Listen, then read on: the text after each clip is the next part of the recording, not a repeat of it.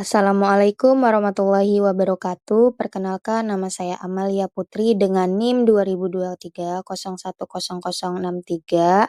kelas 5R1B.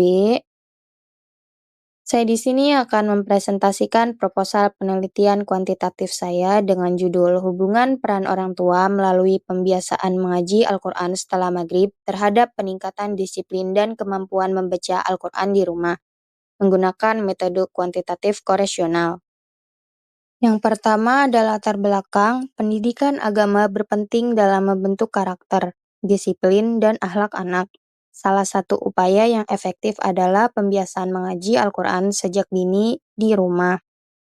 Peran orang tua menjadi kunci utama karena keluarga merupakan lingkungan pendidikan pertama bagi anak. Kegiatan mengaji setelah maghrib bukan hanya ibadah, tapi juga melatih disiplin waktu, tanggung jawab, dan penguatan spiritual. Namun, seiringnya berkembangnya teknologi, pembiasaan ini mulai menurun. Banyak anak lebih tertarik pada gawai atau televisi daripada mengaji. Akibatnya, kemampuan membaca Al-Quran dan kedisiplinan mereka menurun. Karena itu, penelitian ini dilakukan untuk mengetahui sejauh mana peran orang tua dalam membiasakan anak mengaji dapat memengaruhi disiplin dan kemampuan membaca Al-Quran di rumah. Selanjutnya, rumusan masalah 1. Bagaimana peran orang tua dalam membiasakan anak mengaji Al-Quran setelah maghrib di rumah? 2. Bagaimana tingkat disiplin anak yang dibiasakan mengaji setelah maghrib? 3. Bagaimana kemampuan membaca Al-Quran anak yang dibiasakan mengaji setelah maghrib? 4. Apakah terdapat hubungan antara peran orang tua dengan peningkatan disiplin anak? 5. Apakah terdapat hubungan antara peran orang tua dengan kemampuan membaca Al-Quran anak? Selanjutnya ada tujuan penelitian. Tujuan penelitian ini mengetahui peran orang tua dalam membiasakan anak mengaji, mengetahui tingkat disiplin dan kemampuan membaca Al-Quran anak, menganalisis hubungan antara peran orang tua dengan disiplin dan kemampuan membaca Al-Quran anak di rumah. Selanjutnya, variabel independen atau variabel bebasnya itu peran orang tua dalam pembiasaan mengaji. Variabel dependen atau variabel terikatnya itu Y1, variabel dependen pertama, disiplin anak, Y2, variabel dependen kedua, kemampuan membaca Al-Quran. Selanjutnya ada hipotesis penelitian.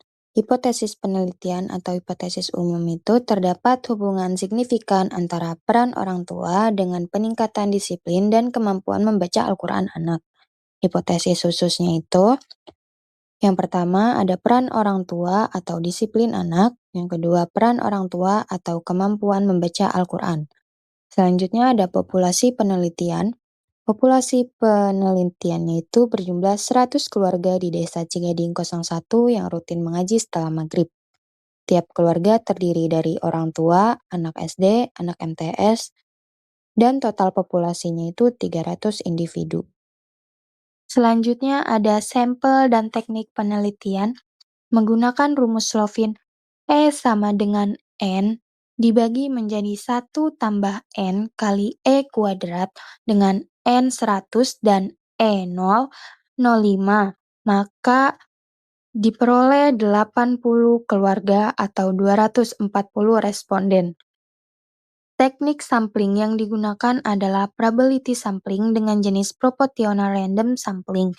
Teknik ini dipilih karena populasi memiliki karakteristik yang sama, yaitu rutin melakukan pembiasaan mengaji Al-Quran setelah maghrib, sehingga setiap keluarga memiliki kesempatan yang sama untuk dijadikan sampel penelitian. Selanjutnya, jenis dan sumber data. Jenis data dalam penelitian ini adalah data kuantitatif yang berbentuk angka dan dapat dianalisis secara statistik. Data diperoleh melalui 3 instrumen penelitian, yaitu pertama, tes kemampuan membaca Al-Quran anak untuk mengukur variabel kemampuan membaca. Kedua, angket disiplin anak untuk mengukur tingkat kedisiplinan. Ketiga, Angket peran orang tua untuk mengetahui sejauh mana keterlibatan mereka dalam membimbing anak mengaji setelah maghrib. Setiap angket menggunakan skala Likert dengan 5 pilihan jawaban mulai dari sangat setuju hingga sangat tidak setuju. Selanjutnya ada analisis data. Data ini dianalisis menggunakan dua jenis teknik, yaitu statistik deskriptif dan statistik inferensial. Statistik deskriptif digunakan untuk menggambarkan tingkat peran orang tua, kedisiplinan, dan kemampuan membaca Al-Quran anak. Sedangkan statistik inferensial digunakan untuk menguji hubungan antara variabel peran orang tua dengan kedisiplinan dan kemampuan membaca Al-Quran anak di rumah. Metode pengumpulan data dan teknik pengumpulan data primer.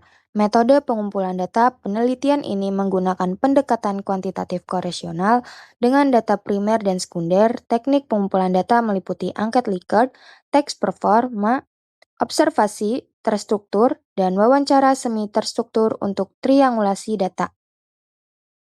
Data primer, angkat skala Likert 5 poin, tes kemampuan membaca Al-Quran, observasi kebiasaan mengaji, wawancara pendukung atau triangulasi, distribusi angket dilakukan hybrid atau daring dan e-ring kepada 240 responden dari 80 keluarga di Desa Cigading, RT 01.